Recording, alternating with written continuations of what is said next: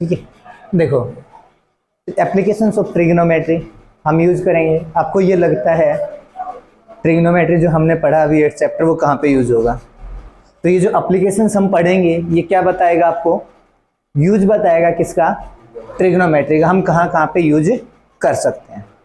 ठीक है भाई, आप डेली लाइफ में कई बार बोल देते हो ना कि सर आपने साइन थीटा कोस थीटा पढ़ा तो दिया, इसको हम यूज कैसे करें? इसको हम यूज कैसे कर सकते हैं? इसका हम यूज कर सकते हैं।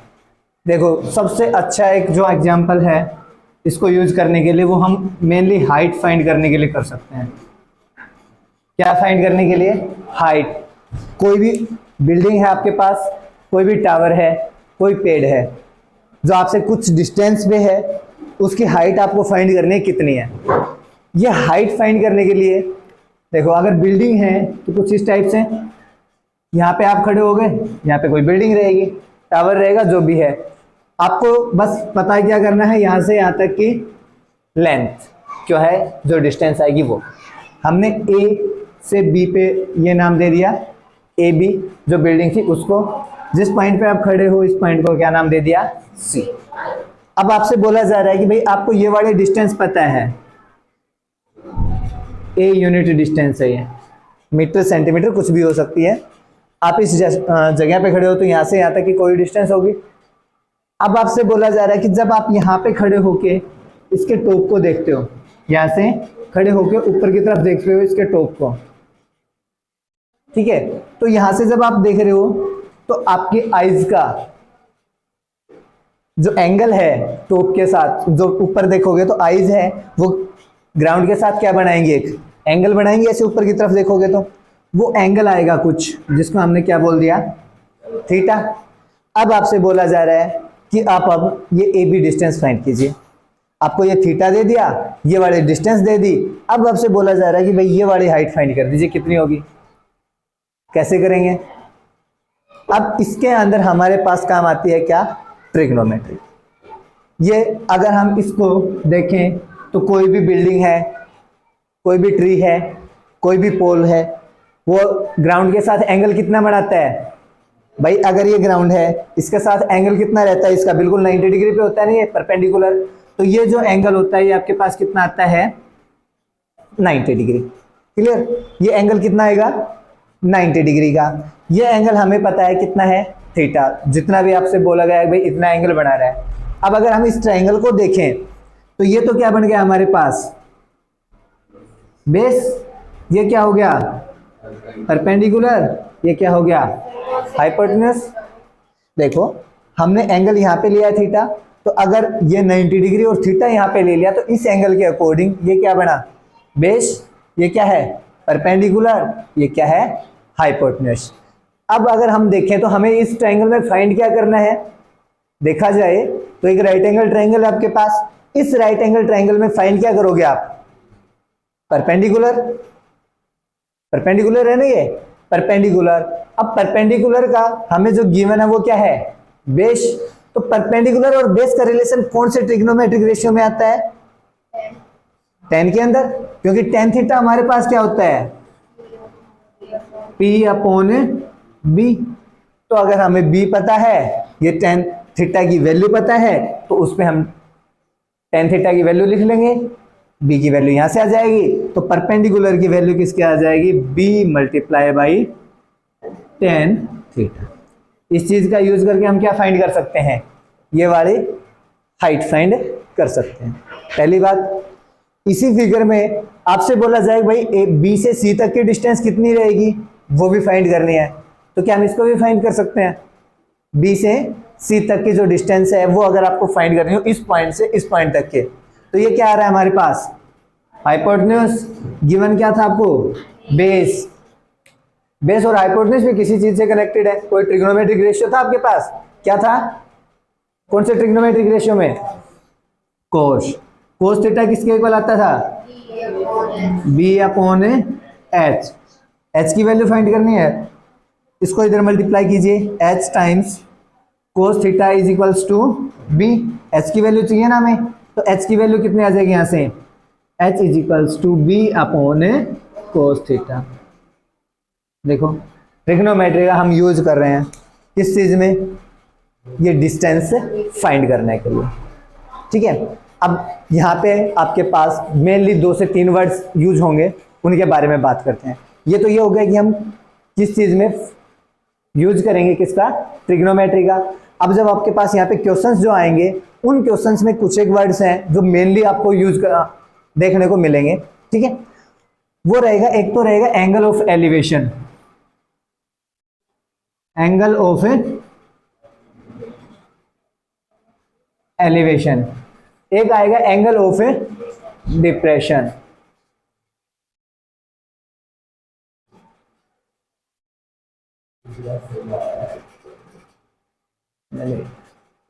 ठीक है, एंगल ऑफ डिप्रेशन। ठीक है, देखो angle of elevation, angle of elevation क्या होता है, एलिवेशन का मीन्स होता है नीचे से ऊपर की तरफ जाना। एलिवेशन देखते हैं हम नीचे से ऊपर की तरफ जो जा रहा है उसके लिए। तो आपके पास 2 पॉइंट होते हैं, एक तो आपको बोल दिया जाए ग्राउंड पे खड़े होके ऊपर की तरफ कोई बिल्डिंग है उसके टॉप को देखना है। ग्राउंड पे खड़े हो आप और बोला जाए ऊपर की तरफ देखिए, तो आप नीचे से क्या करोगे, ऊपर की तरफ देखोगे। तो आपकी आईज जो हैं, भैया हमने क्या ले लिया, हॉरिजॉन्टल जो ग्राउंड है वो ले रखा है। यहाँ पे 2 केस आएंगे, मैं पहले केस पे बात कर रहा हूँ। अभी मैंने यहाँ से आपकी कोई हाइट मेजर नहीं कर रखी है। ठीक है, अभी हमने कोई भी हाइट नहीं ले रखी है, हम जिस भी पॉइंट के बारे में बात कर रहे हैं, जो ऑब्जर्वेशन है वो यहीं से बात कर रहा है, इस ग्राउंड पे। अगर वो यहाँ से ऊपर की तरफ देख रहा है तो यहाँ पे एक एंगल बनता होगा, है ना, इस तरह से एंगल बनेगा। जब नीचे से ऊपर की तरफ देखेगा, जब वहां पे जो एंगल बनेगा उसको बोलते हैं हम एंगल ऑफ एलिवेशन। ठीक है, एंगल ऑफ एलिवेशन। दूसरा देखो, डिप्रेशन का मीन्स क्या होता है, हिंदी में देखेंगे, मैथमेटिक्स की भाषा में नहीं। डिप्रेशन का मीन्स क्या होता है, डाउन। तो यहाँ पे जब डिप्रेशन रहेगा, आपको किसी भी बिल्डिंग की टॉप पे खड़े कर देते हैं, वहां से बोलते हैं कि नीचे की तरफ देखो, कोई भी गाड़ी आ रही है उसको, तो नीचे की तरफ देखोगे, देखोगे ना नीचे की तरफ, तो वहां से भी एक एंगल बनेगा। मीन्स आपको इस तरह से कोई बिल्डिंग थी, इसके यहाँ पे टॉप पे खड़े हो आप, अब आपको नीचे की तरफ देखने को बोला जा रहा है, तो आप क्या करोगे, नीचे की तरफ देखोगे इस तरह से। तो एक एंगल यहाँ पे बनेगा, किसके साथ, जो बिल्डिंग थी उसके साथ, उसके साथ नहीं बनता, किसके साथ बनेगा, किसके साथ बनेगा, जो देखो नीचे जो हॉरिजॉन्टल है इसके पैरेलल लाइन ड्रॉ करेंगे, इसके पैरेलल लाइन जब आप ड्रॉ करोगे तो इस लाइन के साथ जो एंगल बनेगा उसको बोलते हैं हम एंगल ऑफ डिप्रेशन। ठीक है, कहां से, जब ये जो हॉरिजॉन्टल लाइन रहेगी इसके एक पैरेलल लाइन ड्रॉ करनी है, इस लाइन के साथ जो एंगल बनेगा उसको हम क्या बोलेंगे, एंगल ऑफ डिप्रेशन। ठीक है, 2 टाइप के एंगल बन रहे हैं, एक एंगल ऑफ एलिवेशन, एक एंगल ऑफ डिप्रेशन। नीचे से टॉप को देखोगे तब तो एंगल ऑफ एलिवेशन, और ऊपर से किसी भी ऑब्जेक्ट को नीचे की तरफ देखोगे उसको क्या बोलते हैं हम, एंगल ऑफ डिप्रेशन। ठीक है, अब एक लाइन देखो, बस मोहित बातें नहीं, ये एक लाइन है, इस लाइन को बोलते हैं लाइन ऑफ साइट। मीन्स जिस तरफ आप देख रहे हो उसमें, जिस भी तरफ आप देख रहे हो तो वो किस तरफ देख रहे हो उस लाइन ऑफ साइट बोला जाता है। ठीक, ये हॉरिजॉन्टल लाइन होगी, तो यहाँ पे भी ये क्या रहेगी, हॉरिजॉन्टल लाइन, इसी के पैरेलल एक लाइन ड्रॉ करेंगे जब आपको एंगल ऑफ डिप्रेशन देखना है। अब एक चीज बताइए, ये लाइन और ये लाइन पैरेलल है, ये लाइन और ये लाइन हमने क्या बोल दी, पैरेलल। अगर ये दोनों लाइंस पैरेलल हैं then this angle and this angle क्या इक्वल रहेंगे, ये दोनों एंगल, क्यों, अल्टरनेट इंटीरियर एंगल। तो वहां से जब आप बात करोगे तो यहाँ पे ये एंगल और ये एंगल वापस से क्या आ जाएंगे, इक्वल आ जाएंगे, अल्टरनेट इंटीरियर होने के कारण। हम जब बात करेंगे तो यहाँ से ए, बी और सी इसी ट्रायंगल के अंदर बात करेंगे। ठीक, तो 2 वर्ड यूज होंगे आपके पास, angle of elevation and angle of depression. Main जो सबसे ज्यादा यूज होने वाले वर्ड्स हैं इस चैप्टर के अंदर, हर क्वेश्चन के अंदर लगभग इसी तरह के आए हैं। क्लियर है। दूसरी बात नहीं है, देखो एंगल ऑफ एलिवेशन का मीन्स है नीचे से आप किसी भी ऑब्जेक्ट को देख रहे हो, किसी हाइट पे रखे हुए ऑब्जेक्ट को, तो आपके जो आंखों का एंगल है ग्राउंड के साथ जो एंगल बनेगा देखने का, ऐसे ऊपर की तरफ देखो। एक चीज और ऑब्जर्व करना, मैं यहाँ से एक बेसिक चीज बताता हूं तुम्हें। कोई भी ऑब्जेक्ट है यहाँ पे है, अगर इसकी हाइट कम है तो आपको ऊपर की तरफ ज्यादा देखना पड़ेगा, कम देखना पड़ेगा, कम देखना पड़ेगा। अगर इस हाइट को मैं और बढ़ा देता हूं देन आपको यहां से ज्यादा देखना पड़ेगा। दूसरी बात, अगर आप एक ही पॉइंट पे खड़े होकर दो बिल्डिंगों को देख रहे हो, एक ही पॉइंट पे खड़े हो, आपकी पोजीशन चेंज नहीं होती, सामने दो बिल्डिंग है, एक इधर है एक इधर है, एक की हाइट यहाँ पे है एक यहाँ पे इतनी हाइट पे है। अगर आपको बोला जाए इसके टॉप को देखना है और एक इस वाली बिल्डिंग के टॉप को देखना है, दोनों बिल्डिंगों के टॉप को देखना है आपको, तो कौन से वाले का एंगल ज्यादा बनेगा? जिसकी हाइट ज्यादा होगी। ये बेसिक चीजें हैं, जब आप क्वेश्चंस करोगे ना तो उस टाइम पे आपके पास बहुत ज्यादा हेल्प करेंगी। इन बेसिक चीजों को ध्यान रखना। एक जगह पे खड़े होकर अगर दो बिल्डिंगों को देखा जा रहा है, दोनों की हाइट अलग अलग है, जिसकी हाइट कम रहेगी उसके लिए एंगल कम बनेगा, जिसकी हाइट ज्यादा रहेगी उसके लिए हमारा एंगल ऑफ एलिवेशन कितना रहेगा? ज्यादा। मीन्स जितनी ज्यादा हाइट आपको यहां से ऊपर की तरफ उतना ही ज्यादा देखना पड़ेगा, जितनी हाइट कम आपके जो आईज हैं वो ऊपर की तरफ कम जाएंगे। तो angle of elevation come height के लिए कम बनेगा, ज्यादा हाइट के लिए ज्यादा बनेगा। क्लियर इस बात के लिए? एंगल ऑफ एलिवेशन समझ आया? नीचे खड़े होकर ऊपर की तरफ देख रहे हो तो हॉरिजॉन्टल लाइन के साथ जो एंगल बन रहा है वो आपके पास एंगल ऑफ एलिवेशन। एक आप ऊपर खड़े हो, उसके बाद बोला जा रहा है नीचे की तरफ देखो, तो यहां से जो ऊपर की हॉरिजॉन्टल लाइन की एक पैरेलल लाइन आएगी, उससे जो एंगल बनेगा इस तरह से, ये हॉरिजॉन्टल लाइन के पैरेलल लाइन होगी, ये आपने एंगल ऑफ साइट हो गया, सॉरी जो लाइन ऑफ साइट है वो, तो यहाँ पे एक एंगल बनेगा जिसको हम क्या बोलते हैं? एंगल ऑफ डिप्रेशन नीचे की तरफ। और एंगल ऑफ एलिवेशन है तो हम इसको लेके चल रहे हैं, क्या है? ग्राउंड। इस ग्राउंड के ऊपर आप यहाँ पे ऊपर की तरफ कुछ भी देख रहे हो तो ये तो आपके लाइन ऑफ साइट। अब यहाँ पे एक एंगल बनेगा, इस एंगल को हम एंगल ऑफ एलिवेशन बोलेंगे। क्लियर है? ग्राउंड के साथ अगर एंगल बन रहा है तो एंगल ऑफ एलिवेशन, अगर ग्राउंड से ऊपर जाके नीचे की तरफ एंगल बन रहा है तब क्या बनेगा? वो एंगल ऑफ डिप्रेशन। ठीक है? दूसरी बात, अब देखो अभी तक हमने जो भी लिया हमने उस पर उन सभी को कहां पे ले लिया? ग्राउंड के ऊपर लेके बात कर रहे हैं। अब अगर किसी भी व्यक्ति के बारे में बात की जाएगी तो वो क्या रहेगा आपके पास?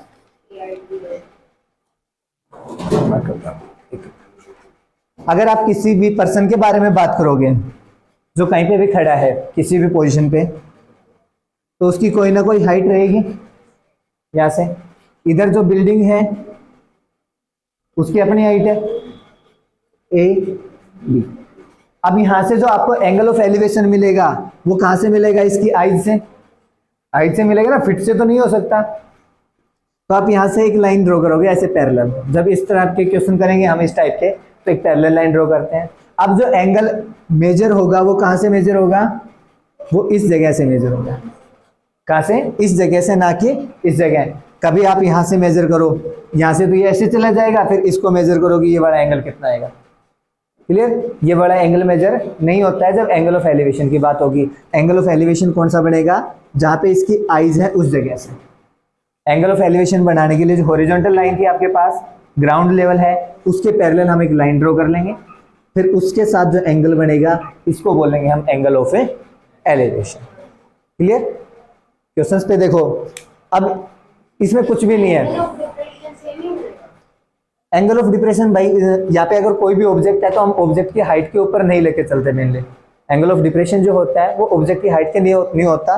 उस पर एक ही जगह बात करेगा। भाई ऊपर से आप नीचे देख रहे थे किसी को भी, तो बस वो जो ऊपर से नीचे दिख रहा था वो एक ही एंगल है, हाइट के साथ मैटर नहीं करवाता हूँ। दूसरी बात, यहाँ पे जब आप ट्रिग्नोमेट्रिक रेशियो के एंगल्स की बात करोगे तो आपको 30, 45 and 60, sine, cos and tan, इन तीनों की वैल्यू 9th चैप्टर के लिए इन तीन एंगल्स पे याद होना जरूरी है। ना तो 0 डिग्री यूज होगा यहाँ पे हमें और ना ही 90 डिग्री यूज होगा। ओनली 30 डिग्री यूज होगा, 45 यूज होगा एंड 60 डिग्री यूज होगा। तीनों एंगल ऐसे हैं जो आपके पास यूज में आएंगे। बाकी जो दो एंगल बच गए 0 एंड 90 वो कहीं पे भी यहाँ पे यूज में नहीं आएंगे। ज्यादा से ज्यादा हमारे पास tan थीटा जो है, tan हम ज्यादा से ज्यादा किसके बारे में यूज करते हैं? एप्लीकेशंस ऑफ ट्रिग्नोमेट्री में tan के यूज होता है। कहीं पे आपके पास साइन और कोस यूज हो जाता है, वो हम देखेंगे। भाई आपके पास जो राइट एंगल ट्रायंगल है उसका परपेंडिकुलर, बेस और हाइट, हमें किन दो को कंपेयर करना है? अगर आपको अब ये देखना है भाई हम साइन ले, कोस ले या tan ले। यस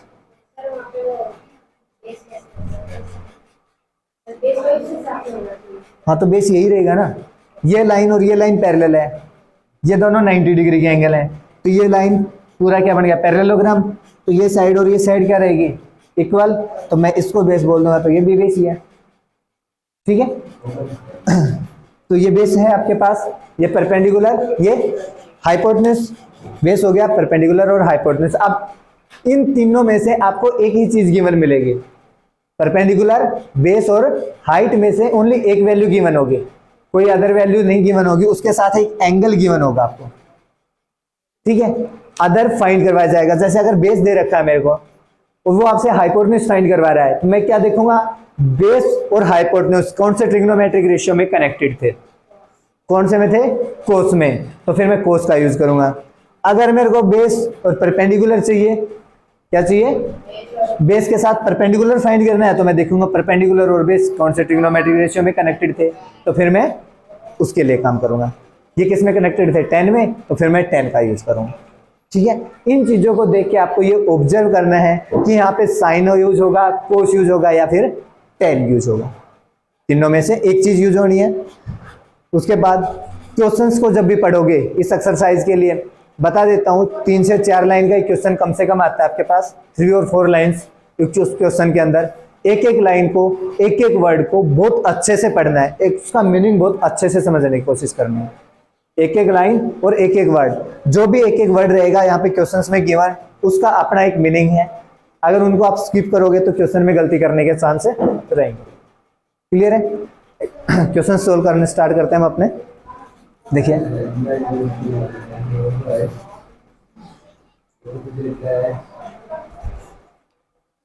फर्स्ट क्वेश्चन क्या है आपके पास,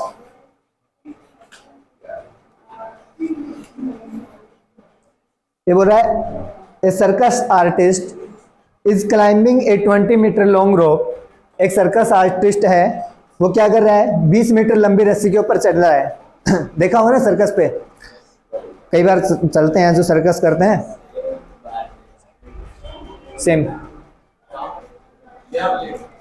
बताता हूं,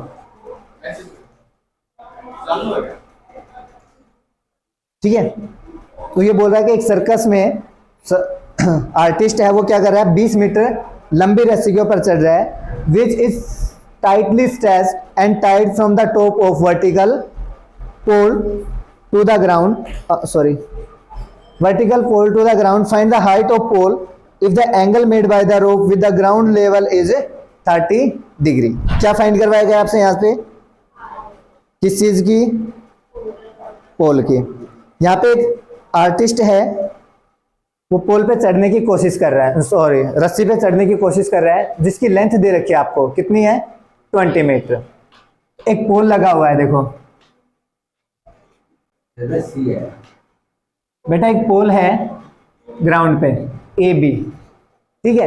इसको क्या किया गया है, इस पोल पे एक रस्सी को बांधा गया है इसके टॉप पे, और एक जगह कहाँ पे, ग्राउंड पे। रस्सी को क्या कर दिया, इधर बांध दिया एक जगह, और इधर से वहां पे बांध दिया, और पूरी तरह से खींच के, उन्होंने बोला ना टाइटली स्ट्रेच, मींस बीच से कोई भी इसमें एक बेंट नहीं है, तो इस एक तरह से इस तरह लाइन बनाती होगी, क्लियर। तो ये जो पॉइंट था वो क्या है, सी मान लेते हैं इसको। उन्होंने आपसे दे रखा है कि इसकी लेंथ कितनी है, 20 मीटर, और जो एंगल बना रही है रोप ग्राउंड के साथ वो कितना है, 30 degree. Then find the height of a pole, तो पोल की हाइट फाइंड करनी है, ये वाली वैल्यू फाइंड करनी है, हाइट ऑफ ए पोल। अब देखो जब भी आपके पास जो भी लोगे आप यहाँ पे, चाहे पोल, बिल्डिंग, टावर, जो भी होगा वो ग्राउंड के साथ एंगल कितना बनाएगा, 90 डिग्री। तो आप यहां से लिखना स्टार्ट करोगे, let A B is pole on ground. Ground के ऊपर ए बी क्या है आपके पास, पोल है। C is point where rope is, जहां पे रोप को बांधा गया है वो पॉइंट क्या है, C। C is point where rope is tied on ground। Ground के ऊपर जहां पे बांधा गया था वो पॉइंट हो गया आपके पास C. Then A B C is a right angle triangle with angle A is equals to कितना है यहाँ पे 90 डिग्री। ठीक है, ए बी किसके इक्वल है 20 मीटर। हमने बोला ना A B, sorry A B नहीं, कौन सा इसमें सी बी, सी बी की लेंथ कितनी है 20 मीटर, क्योंकि ये क्या है रोप। और थीटा कितना दे रखा है आपके पास यहाँ पे 30 डिग्री। थीटा कितना है 30 डिग्री। तो ये आपके पास हो गया बेस, ये क्या हो गया परपेंडिकुलर, ये हो गया हाइपोटेन्यूज। अब हमें क्या चाहिए, परपेंडिकुलर और हाइपोटेन्यूज का relation. We know that perpendicular और हाइपोटेन्यूज कौन से ट्रिग्नोमेट्रिक रेशियो से कनेक्टेड होते हैं, साइन से, है ना। साइन थीटा किसके इक्वल आता है परपेंडिकुलर अपॉन हाइपोटेन्यूज। यहाँ पे साइन थीटा की जगह है 30 डिग्री, परपेंडिकुलर की value A B divide by hypotenuse की वैल्यू 20। साइन 30 डिग्री की वैल्यू कितने बेटा 1/2 which is equals to A B upon 20। इसको इधर मल्टीप्लाई करेंगे कितना आ जाएगा आपके पास 20 divide by 2 is equals to A B. Then A B की वैल्यू कितनी हो जाएगी 10। यहाँ पे मीटर में दे रखी थी लेंथ, तो ये भी कितने आ जाएगी metre. Therefore height of a pole is equals to 10 metre. Height of pole कितनी होगी आपके पास है 10 मीटर। क्लियर है सौरभ, डाउट? चलो देखो, हमने बोला ए बी क्या है हमारे पास पोल है जो ग्राउंड के ऊपर ले लिया हमने। सी वो पॉइंट है जहां पे हमने रस्सी को बांधा था ग्राउंड पे। सी भी क्या हो जाएगी अब लेंथ ऑफ रोप हो जाएगी। अब अगर हम इसको देखते हैं तो ए बी सी ये क्या हो गया हमारे पास, कोई भी राइट एंगल ट्राइंगल है। ए बी सी हमारे पास क्या है राइट एंगल ट्राइंगल, जिसके अंदर एंगल ए पे कितना है 90 डिग्री, सी बी की वैल्यू कितनी है 20 मीटर, थीटा कितना है 30 डिग्री। अब हमें पता है साइन थीटा, क्योंकि हमें किसको कनेक्ट करना परपेंडिकुलर और हाइपोटेन्यूज। परपेंडिकुलर और हाइपोटेन्यूज कहाँ पे कनेक्ट थे साइन में, तो साइन थीटा की value perpendicular upon hypotenuse. Theta की वैल्यू 30 डिग्री, परपेंडिकुलर की जगह ए बी, हाइपोटेन्यूज पे कितना आ रहा था हमारे पास 20, तो ये आ गया 20। साइन 30 डिग्री की वैल्यू हमारे पास है 1/2 is equals to A B upon 20। अब इस 20 क्योंकि ए बी की वैल्यू फाइंड करनी है तो 20 यहाँ पे डिवाइड में था, इधर आके क्या होगा मल्टीप्लाई में, तो ये आ गया मल्टीप्लाई में divide by 2 is equals to A B. 2 से डिवाइड किया तो ए बी की वैल्यू कितने आ गई 10। तो हाइट ऑफ पोल कितना हो गया आपके पास है 10 मीटर। ठीक है सौरभ, क्लियर है? ठीक है ना। बस इसमें पॉइंट्स पे ध्यान करना क्या गिवन है और क्या फाइंड करना है, इतना ही है बस, इससे ज्यादा कुछ ज्यादा नहीं है इसमें।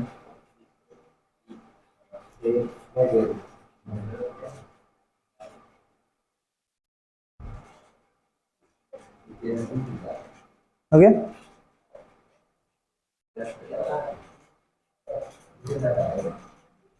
और एक चीज और, जब भी इस टाइप के क्वेश्चंस करोगे तो हर क्वेश्चन के अंदर फिगर जरूर बनाना है, क्योंकि आप ट्रायंगल में नाम तो लिखोगे ए बी सी या जो भी नाम लिखोगे इस ट्रायंगल का वो दिखनी भी चाहिए आपने क्या लिया था। अब जो भी एग्जामिनर बैठेगा उसको नहीं पता होगा कि आपने यहाँ पे ए यहाँ पे ले रखा था या यहाँ पे ले रखा है या यहाँ पे ले रखा है, तो आपको अपना जो भी नाम लिखोगे इसके अकॉर्डिंग उसी के अकॉर्डिंग यहाँ पे ट्रायंगल बना के चलनी है पहले से। हाँ, आपको जो भी किया आपने इसके अंदर जो भी किया है वो एंगल्स उसको थोड़ी पता आपने कहाँ पे ले रखे हैं, तो आपको पहले शो करने पड़ेंगे कि भाई मैंने ये फिगर बना रखी है, इसमें ये चीज यहाँ पे है। ठीक है, जिसके बारे में हम यहाँ पे लिखने लग रहे हैं ये सारी चीजें आपको वहाँ पे फिगर में शो भी करनी है। और दूसरी बात, अगर आपने फिगर बना दिया तो लगभग 60 से 70% क्वेश्चन इजी हो गया आपके लिए फिगर बनाते ही। अगर आपने फिगर नहीं बनाया है तो क्वेश्चन सोल्व करना बहुत हार्ड रहेगा। तो पहला काम तो हमारा यही है, स्टेटमेंट पढ़ के फिगर ड्रॉ करने की कोशिश करेंगे, उसके बाद हम आगे का सोल्व करने के स्टार्ट करेंगे ना। खाली फिगर बनाने से भी नहीं होगा भाई कुछ भी। अरमान वैसे तो हमें शक नहीं है, तो टैलेंटेड है सीधा आंसर भी बता सकता है, ठीक है, बट सीधा आंसर नहीं बताना, क्वेश्चन सोल्व करना हमें वहां पे। एमसीक्यू में बता दिए सीधा आंसर, तेरा टैलेंट वहां पे काम आएगा। एमसीक्यू आएंगे ना, 16 क्वेश्चन आएंगे तेरे पास। हाँ तो इतने तो कर लेना। हाँ देखो क्वेश्चन नंबर सेकंड, जीतू बस सेकंड क्वेश्चन देखिए। A tree breaks due to storm and the broken part bends so that the top of tree touches the ground. ये बोल रहा है कोई भी पेड़ था, एक पेड़ है, तूफान में इसका कुछ पार्ट ऊपर से टूटा और टूटने के बाद नीचे की तरफ गिर गया, बट वो पूरी तरह से नहीं टूटा, वो यहां से टूट के और इस तरह से नीचे की तरफ बेंट हो गया। तो इसका जो टॉप था वो क्या कर रहा है, ग्राउंड को टच कर रहा है, ठीक है। इस ट्री का जो टॉप है वो क्या कर रहा था, ग्राउंड को टच कर रहा था। उसके बाद देखिए मेकिंग एन एंगल 30 डिग्री, और जो एंगल बना रहा है वो कितना बना रहा है, ग्राउंड के साथ है 30 डिग्री का। The distance between the foot of the tree to the point where the top touch the ground is 8 meter. Find the height of the tree.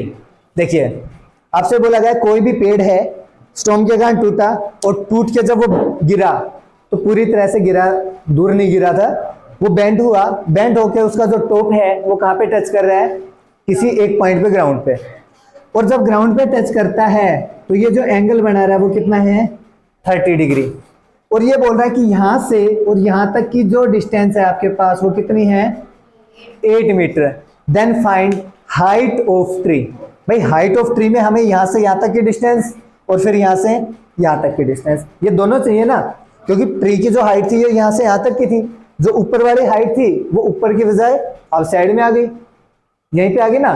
तो अब हमें ट्री की हाइट फाइंड करनी है, तो आप ओनली ये फाइंड करके मत आ जाना, आप ओनली ये फाइंड करके मत आना, आपके साथ इसके साथ आपको ये भी चीज फाइंड करनी है।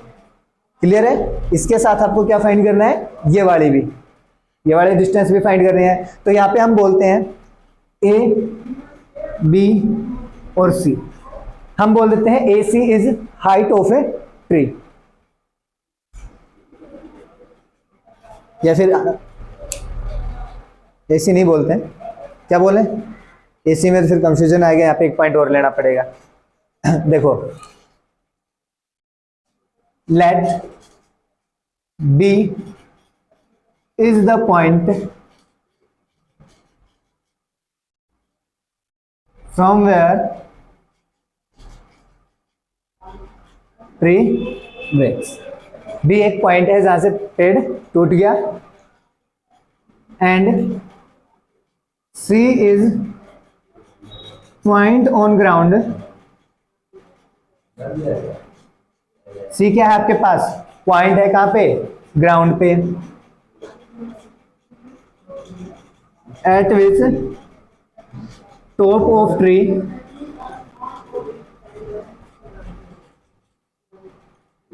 This is the ground. बस बी वो पॉइंट है